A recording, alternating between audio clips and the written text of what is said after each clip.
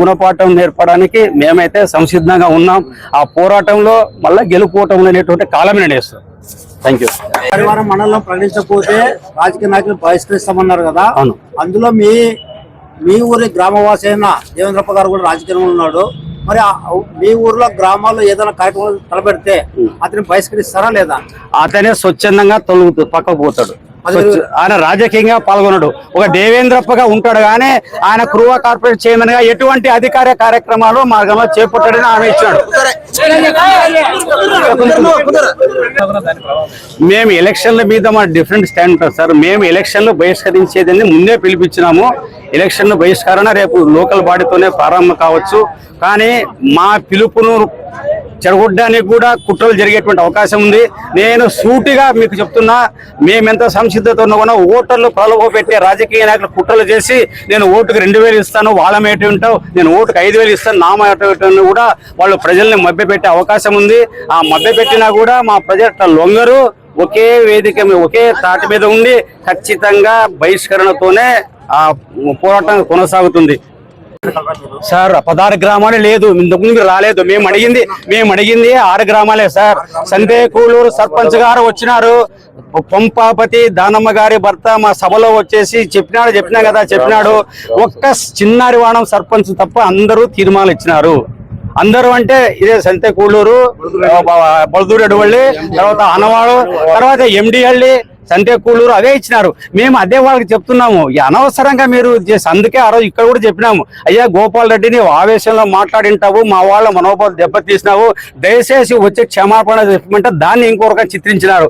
ఇంకా దాని లోతుకుపోతే నా పేరు వ్యక్తిగతంగా అక్కడ ఒక సిపిఐ నాయకుడు మాట్లాడినాడు, దాని మీద స్పందించలేదు. ఎందుకంటే ఇప్పుడు మా పిల్లోడు సున్ను ఆవేశంతో మా రెడ్డి మీదకి వచ్చాడు అని చెప్పి నేను అనుకున్నా. వాళ్ళు ఏదో వచ్చినప్పుడు ఏమనలేదు.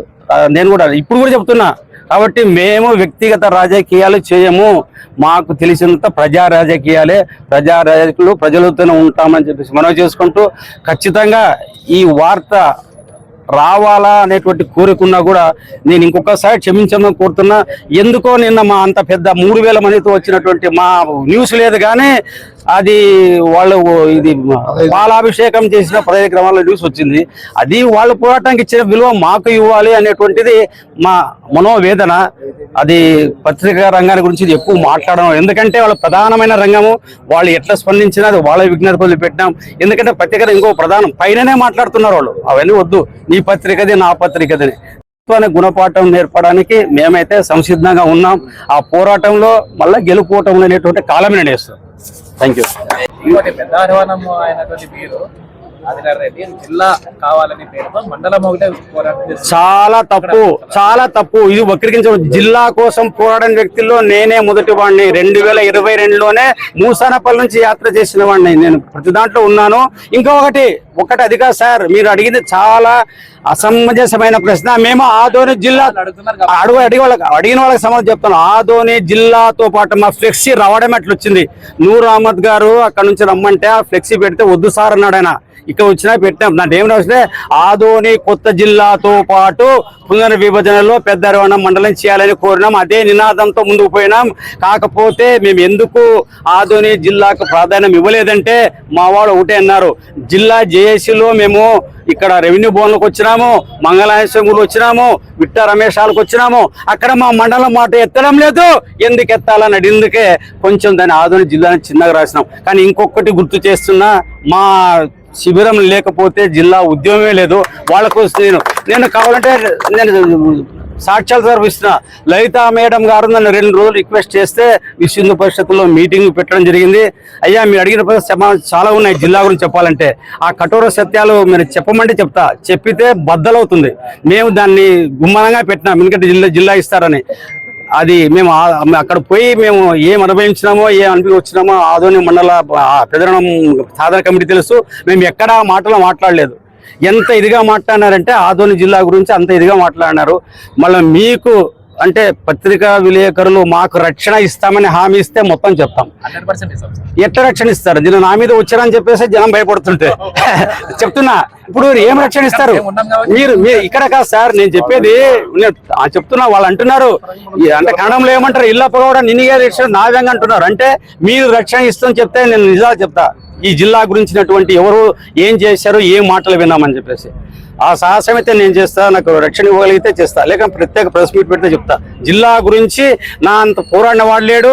నేను 25,000 రూపాయలు మాకు మండలానికి ఇస్తే ఫస్ట్ 25,000 రూపాయలు జిల్లా సాధన ఇచ్చిన నేనే చెప్తున్నా. పెద్దల పేర్లు కొంతమంది చెప్తారా, నేనే ఫస్ట్ 25,000 ఇవ్వడం జరిగింది.